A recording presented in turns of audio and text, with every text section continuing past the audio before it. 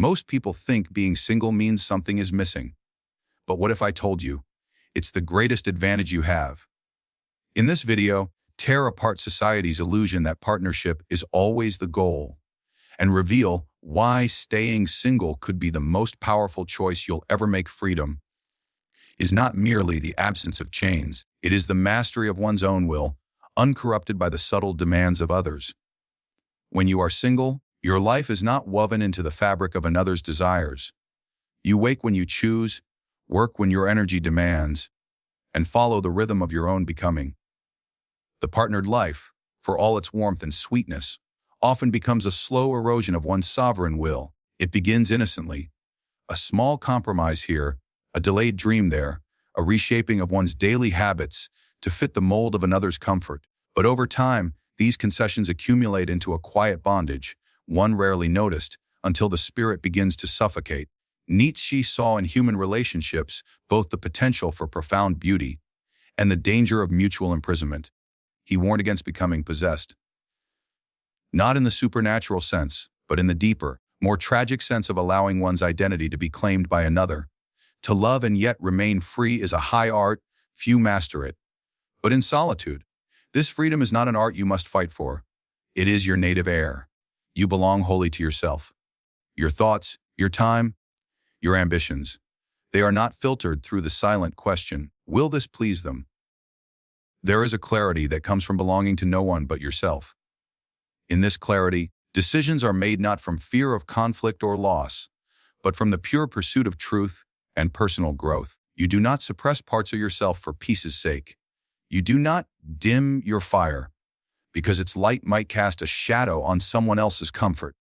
Your freedom in this way is not just about action. It is about the preservation of your essence. Society has conditioned many to believe that without a partner, one's life is somehow lacking. The cultural narrative suggests that completion is found in another, that solitude is a condition to be remedied, not embraced. But Nietzsche would reject this as herd thinking, the reflexive belief that what is common must be what is best. He would tell you that true greatness is often forged in the crucible of independence, away from the distractions of the crowd's expectations. When you are free from possession, you are also free from the collective anxiety of needing to appear a certain way, to keep up with the imagined ideals of a successful life. Freedom over possession means that your energy is directed entirely toward your own ascent, rather than being divided between the maintenance of self and the maintenance of a relationship. It means you can travel where your curiosity calls without having to negotiate, relocate for opportunity without dragging a reluctant partner into unfamiliar territory, and pursue passions that may demand more time, intensity, or focus than most partnerships will tolerate. Your life becomes a canvas without another's hand dictating where the brush must go. You are both artist and subject, shaping yourself in the image of your highest ideals. In the Nietzschean view, relationships are not inherently a threat to freedom, but they often become so when they are entered into prematurely. Without the strength of self-mastery, a weak man will use a partner as a shield against his own inadequacies, leaning on them for stability rather than standing on his own. A strong man, however, enters love not to possess or be possessed, but to share the abundance of his independence.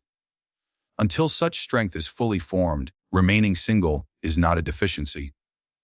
It is the truest way to protect the most sacred possession you will ever have, your own will.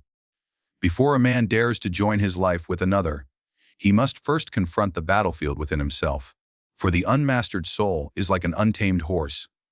It will throw down anyone who tries to ride alongside it. In Nietzsche's vision, to seek love before self, mastery is to place the cart before the horse, to demand harmony from a heart that has not yet silenced its own chaos. Too many enter into relationships not from a place of strength, but from a desperate hunger to escape themselves. They imagine that another's affection will heal their wounds, that companionship will mask their insecurities. But love built on the foundation of unresolved turmoil inevitably collapses under the weight of its own fragility. Self-mastery is not a romantic ideal. It is the grim work of forging oneself in the fires of discipline, self-knowledge, and the refusal to compromise with one's lower nature. It is the art of becoming whole without leaning on another to complete you. The man who has not faced his own weaknesses will carry them like a hidden infection into any partnership, poisoning it from within. He will look to his partner to soothe every fear, to supply every missing piece of his identity, and in doing so, he will smother them under the demand to be his savior. Nietzsche would say that such a man does not seek love, but refuge. He does not seek a partner, but a nurse. He wishes to be carried instead of walking beside. This is why self-mastery must come before union, because only the man who stands firmly on his own can stand truly alongside another without becoming a weight they must bear. Self-mastery is the cultivation of inner stability, so that you do not lean too heavily on another's presence for your sense of purpose or worth. To master oneself is to master one's mind. It is to recognize the impulses that pull you downward and to command them as a ruler commands his army. It is to break the cycles of weakness and self-deception that keep most people chained to mediocrity. The self-mastered man does not avoid solitude out of fear. He seeks it as a proving ground, a place to measure his strength without the constant feedback of another's approval. In this solitude, he learns to govern his desires, to discipline his appetites, to sharpen his intellect, and to hold himself accountable for his own transformation. This discipline extends beyond mere control of outward behavior. It is the discipline of thought, of emotion, of the inner dialogue that shapes one's life. Without this mastery, love becomes a desperate clutch at stability, an attempt to outsource the work of self-governance. When you have truly mastered yourself, love transforms from a need into a gift. You no longer seek someone to fill your emptiness, you seek someone with whom to share your overflowing abundance. In Nietzsche's eyes, the Übermensch, the higher man, is not one who avoids connection, but one who enters it with the fullness of his being. He is not threatened by the independence of his partner, for he has no need to control them in order to feel secure. His love is not an anchor that drags another into the depths of his insecurity, but a wind that pushes them toward their own greatness. Only in this state can two people walk together without one becoming a crutch for the other. Self-mastery before union means arriving at the door of love already whole, already grounded in your own identity, already capable of standing in the storms without being blown apart. It is the refusal to let another carry the weight of your unfulfilled potential and the commitment to meet them not as a beggar seeking shelter, but as an equal force of nature, ready to build something together. From a place of strength rather than dependency, solitude is not the absence of life. It is the furnace in which life's sharpest weapons are forged. Most people fear being alone because they have never learned to face themselves without distraction. They run from quiet moments, seeking noise, company, constant engagement to avoid the confrontation with their own inner landscape. Yet it is precisely in this confrontation that greatness is born. Nietzsche understood that the mind is like a blade. It grows dull when it is dragged constantly through the dust of the crowd, but in solitude, it can be honed to a razor's edge. The one who chooses to remain single embraces the rare gift of uninterrupted self, forging, free from the dilution of another's influence. When you are alone, the world's demands are quiet enough for you to hear your own voice.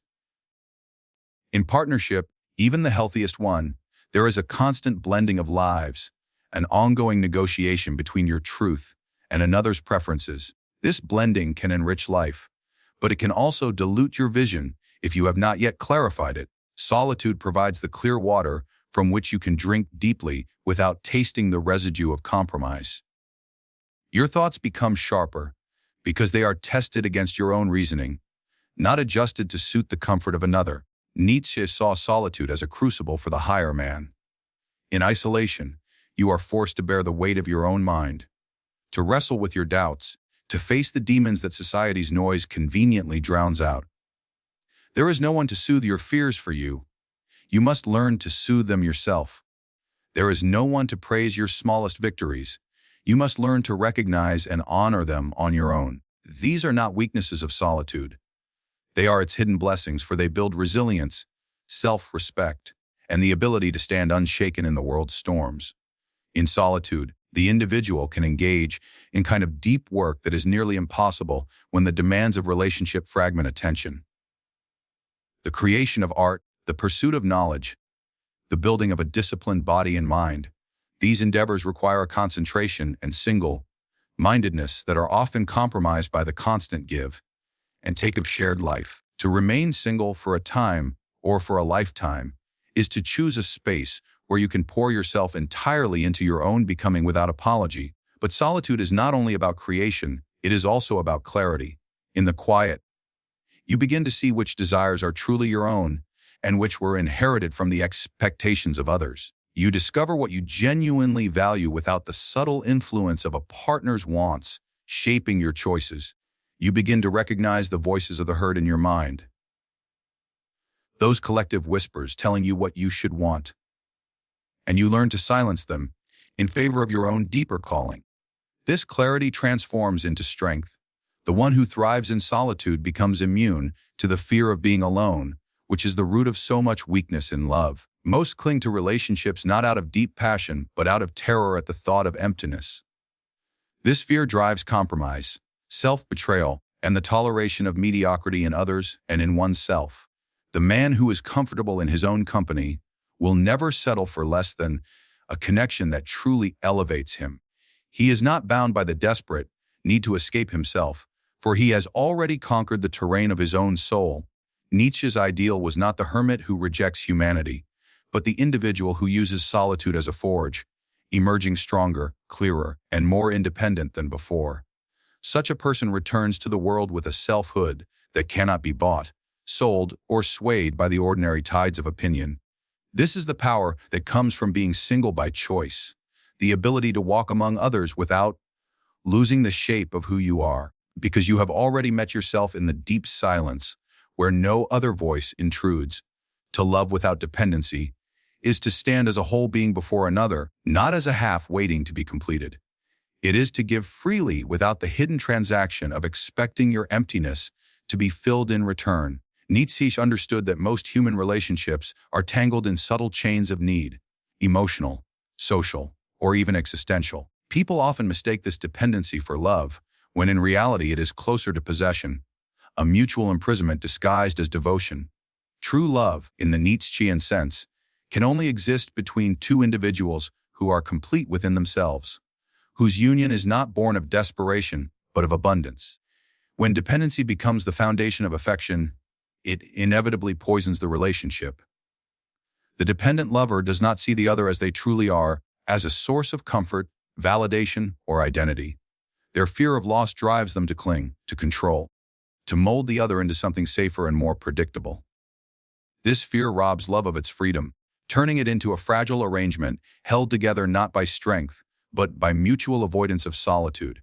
Nietzsche would argue that such an arrangement is not love at all, but a subtle form of enslavement where each partner becomes the jailer of the other's growth.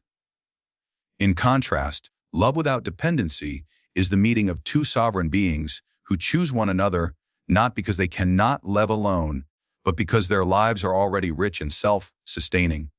This love does not demand constant reassurance because it is not rooted in insecurity. It does not fear change, for each individual remains grounded in their own identity, capable of weathering life's storms with or without the other. In such a union, there is no need to clip the wings of the beloved. One can rejoice in their flight, even if it takes them temporarily out of reach. Remaining single, for however long it is needed, is the path to cultivating this independence.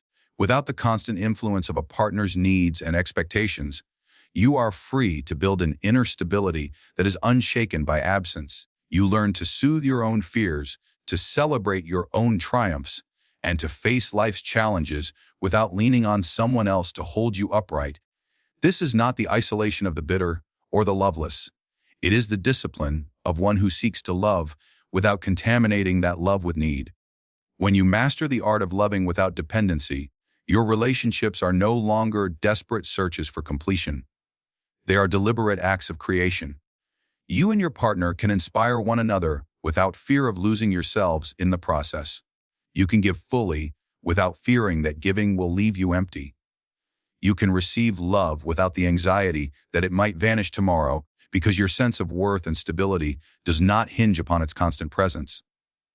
This is a love that can survive distance, silence, and even the passing of time, because it was never about possession in the first place. Nietzsche's vision of love was fierce, demanding, and unyielding in its rejection of weakness. He valued relationships that elevated both individuals, that acted as a forge in which each was sharpened by the presence of the other. Such love requires two people who could, if necessary, walk away and still remain whole. Paradoxically, this capacity to walk away is what allows them to stay without resentment. They are bound not by dependency, by choice, and a choice made freely carries a purity that dependency can never touch. In this sense, the single life becomes a form of training for higher love. It forces you to face yourself without distraction, to find in your own heart the companionship, approval, and stability that many seek from others. Only then can you enter into love as an equal creator, not as a beggar seeking alms. You come to the relationship not to take, but to build, to celebrate, and to challenge, knowing that you can stand alone at any moment without losing the essence of who you are. To choose solitude over the restless search for companionship is not to reject love, but to prepare yourself for its highest form. Freedom over possession teaches you to guard your will and live by your own design. Self-mastery before union demands that you conquer your chaos before inviting another into your life. Solitude as power reveals that the strongest truths about yourself emerge in the silence, where no one else's voice can drown them out. And love without dependency reminds you that only two whole, sovereign beings can truly meet in a union that is free of fear and possession. The single life, far from being a void, is a forge, a place where you shape yourself into the kind of person who does not need another to stand tall, but who can choose another without surrendering their height. Nietzsche would tell you that the individual who has faced themselves in solitude is the one most fit to love, for they enter love not as a refuge, but as a conscious act of creation. In a world that urges you to hurry into the arms of another, have the courage to remain alone until your spirit is ready to walk alongside someone without losing its stride, for it is only from the summit of your own strength that you can see clearly the path you wish to share.